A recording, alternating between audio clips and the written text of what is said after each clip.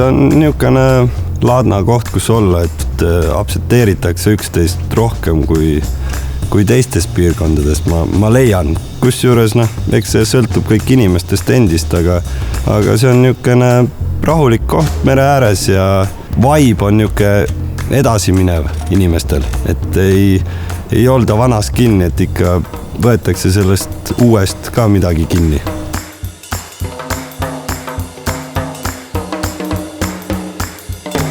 No Kalamaja elanikuna meeldib mul siin vaikus ja inimeste sõbralikkus.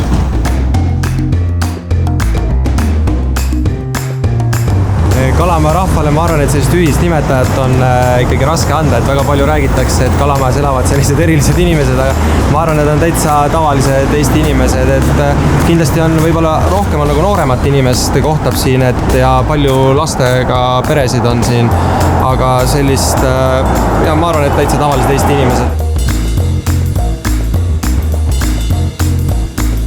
Rahvas on väga-väga mõnus. Meie naabrid on väga mõnus, et siin on väga palju noori peresid. Meie majas on ainuüksi 100 korterit. Igas korteris on umbes 2-3 last. Nii et me lasteaeda lapsi peakski olema. Saavad ise hakkama, ise mängivad.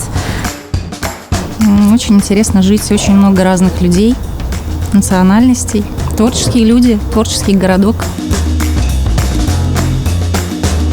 Selline ilus kant ja ilusad inimesed võib öelda.